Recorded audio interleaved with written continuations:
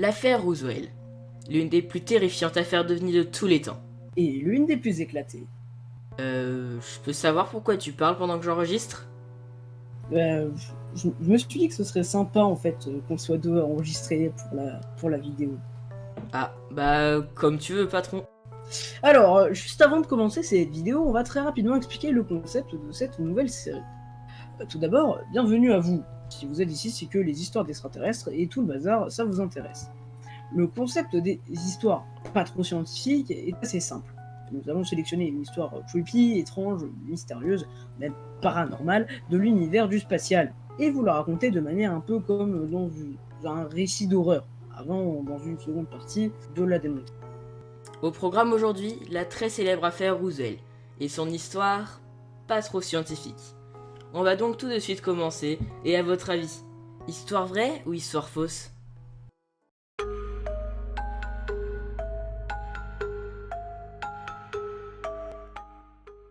Tout commence dans la nuit du mercredi 2 juillet 1947, près de la petite ville du nom de Corona, puis dans le Nouveau-Mexique aux États-Unis. Lorsqu'un violent orage survient, alors que résonnent dans la nuit les grondements habituels du tonnerre sous la pluie battante. Un effroyable bruit d'explosion se démarquant du tumulte de l'orage retentit.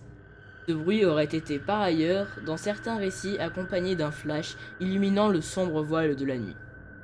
Le lendemain, le dénommé William McBrazel, propriétaire d'un ranch dans le coin et ayant entendu le bruit, constate à sa plus grande stupéfaction un tas de débris éparpillés sur une zone assez conséquente. William, très surpris par l'aspect des débris, décide d'en ramener avec lui pour partager sa découverte.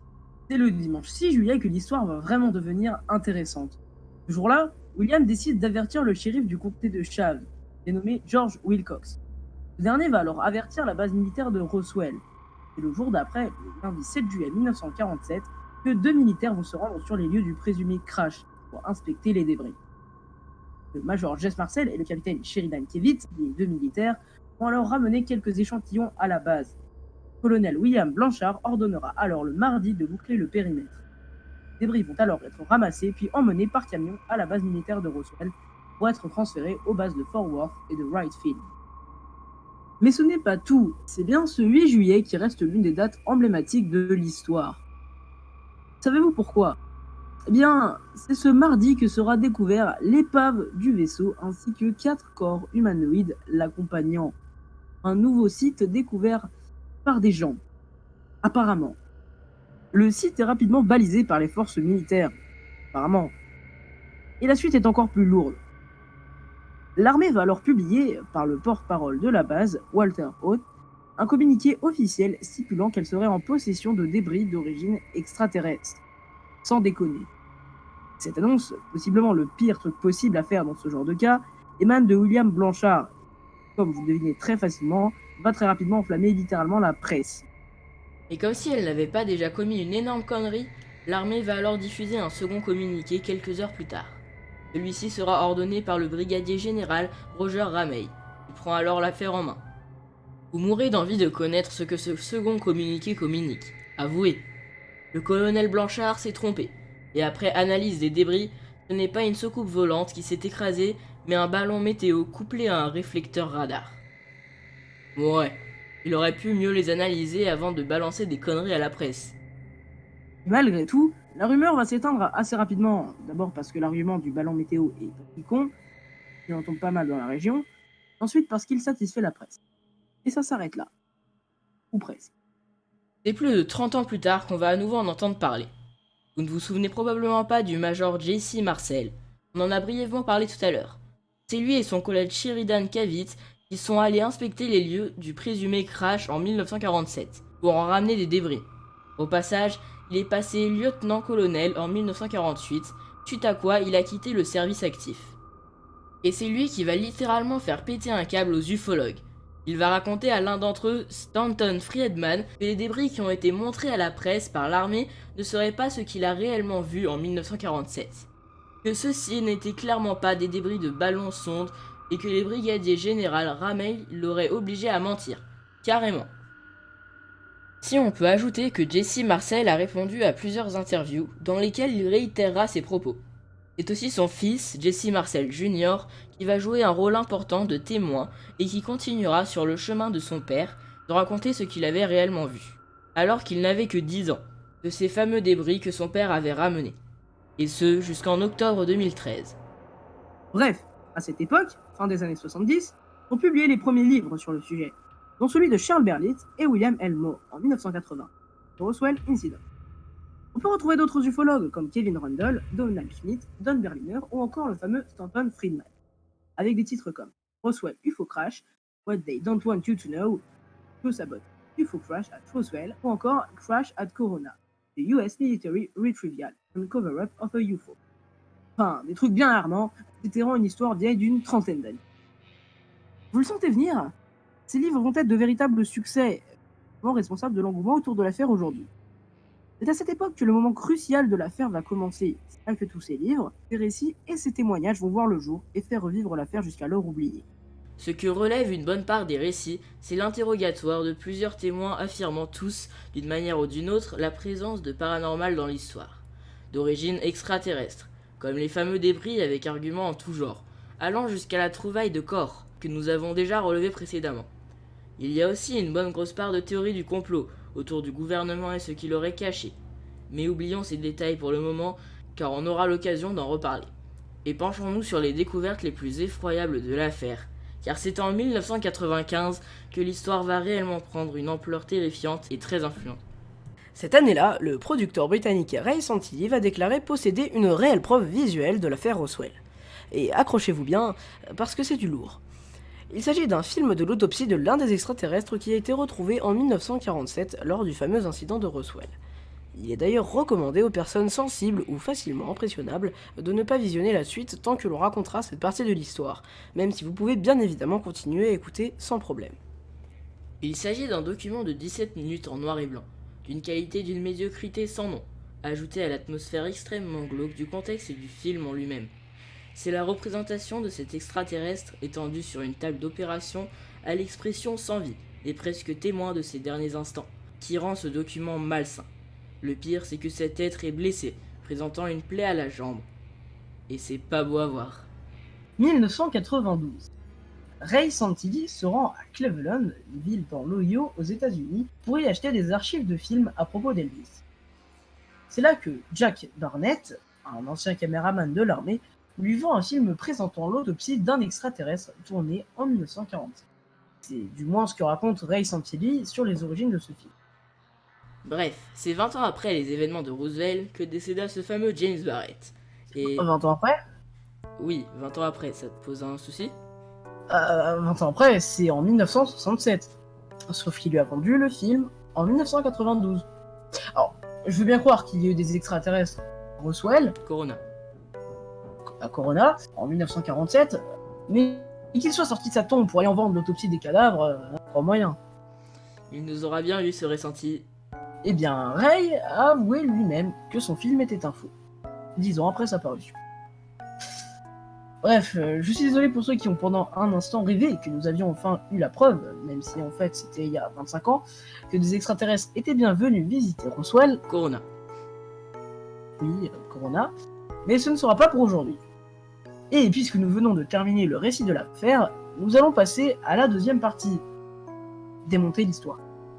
Alors, j'espère que vous avez bien profité de la première partie pour douter un peu, car vous allez très vite vous rendre compte que tout ça c'est un peu bancal. Alors déjà, il est indéniable que nous avons raconté l'affaire d'une façon très spécifique, sans réellement vous expliquer le vrai du faux. Nous avons par ailleurs omis bon nombre d'explications, ce que l'on va pouvoir faire dès à présent. Tout d'abord, ce qui est la principale source des théories sur l'affaire, c'est le fait que l'armée a réellement menti sur l'origine de ce qui est au centre de tout. Cet objet qui s'est écrasé cette nuit du 2 juillet 1947. Il ne s'agit pas d'un ballon sonde, mais de quelque chose de bien plus sombre. Et là, il va falloir comprendre quelque chose de très important. En fait, il y a quelque chose derrière tous ces récits d'ovnis de l'époque. Car il ne faut pas s'imaginer que Roosevelt est le seul au monde. Il a juste cette particularité qui le différencie des autres, dont nous allons revenir dessus un peu plus tard. En cette période, nous étions au début de la guerre froide, principal acteur du côté top secret durant cet été. Vous vous imaginez bien qu'on ne pouvait pas laisser fuiter n'importe quoi par ces temps orageux. Et c'est là que nous allons enfin pouvoir parler spatial. on aborde dans le sujet de l'espionnage spatial, et donc le projet Mogul. Mais qu'est-ce que c'est que ce projet au nom digne du Seigneur des Anneaux, vous diriez-vous? Il s'agit du projet ultra confidentiel américain de 1947, ayant pour objectif l'espionnage de l'URSS, notamment pour savoir si on y effectuait des essais nucléaires. Alors, cela peut paraître très science-fiction, mais l'espionnage spatial est bien réel, et jusqu'à peu nous n'en savions rien. Alors, quoi que peuvent encore dire certaines personnes, nous n'en sommes plus à la guerre froide, et ces activités sont finies depuis bien longtemps. Mais sachez que ça a eu lieu un jour. Pour le projet Mogul, on utilisait des ballons sondes. Vous voyez probablement où je veux en venir. C'était ça, le fameux ballon météo, qui n'en était pas un.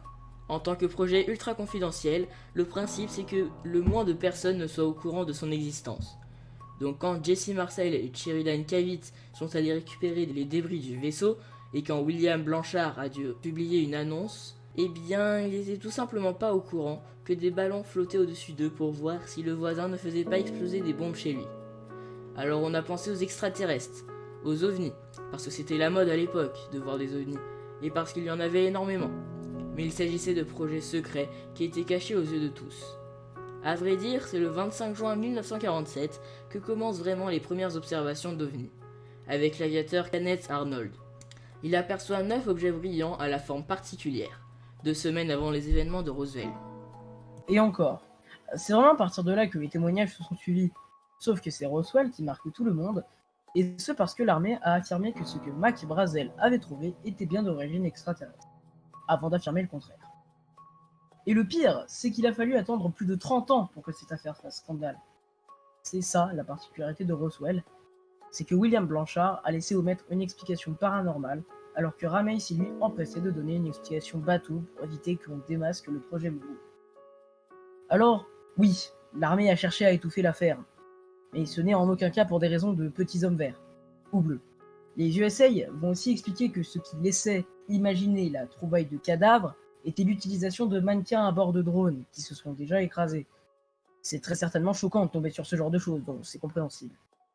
Et la particularité de Roswell ne s'arrête pas là. Donnez du paranormal à celui qui veut bien y croire, et il vous paiera tout de suite le prix fort pour en avoir la moindre preuve.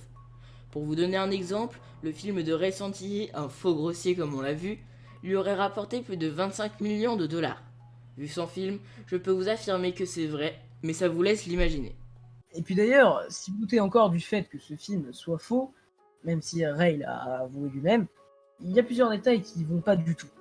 Que ce soit la manière dont c'est tourné, comme le caméraman qui se déplace, ce qui n'est normalement pas censé être le cas dans une réelle autopsie, la qualité plus que médiocre qui empêche de reconnaître qui que ce soit, et même l'autopsie en elle-même qui ressemble plus à une boufferie, ou bien encore l'extraterrestre qui, loin de ressembler au témoignage, a une unique vraie blessure à la jambe, alors qu'il est censé s'être écrasé au milieu d'un champ, dans une soucoupe retrouvée en morceaux. Et bah lui, il vient pas de la Terre, ça c'est sûr. Entre les livres, les films inspirés par le sujet, les fausses preuves, les documentaires, les musées, les boutiques et le tourisme, cette affaire, tout ce qu'elle a de vert, c'est bien la couleur des dollars qu'elle a rapporté. Une immense machine à sous qui fonctionne à la connerie humaine. Une machine au bovisme, quoi. Ce qu'il y a donc à vraiment retenir de l'affaire Roswell, c'est que c'est une observation devenue parmi tant d'autres, qui a fait beaucoup plus parler d'elle parce que l'armée a cherché à cacher des choses, même si ce n'est rien d'extraterrestre. Et c'est aussi un excellent moyen de se faire de l'argent. D'ailleurs, on devrait s'y mettre, puisqu'on gagne avec la chaîne. Alors si vous voulez nous soutenir, si le cœur vous en dit bien sûr, n'hésitez pas à vous abonner, rejoindre notre serveur Discord ou encore laisser un petit pouce vers la lune, si vous avez apprécié la vidéo. On a appris vraiment un paquet de trucs aujourd'hui et on espère que ça vous aura fait ce même effet. Alors portez-vous bien, n'oubliez pas que vous devez toujours réfléchir par vous-même quand vous voyez une information et surtout, faites de beaux rêves.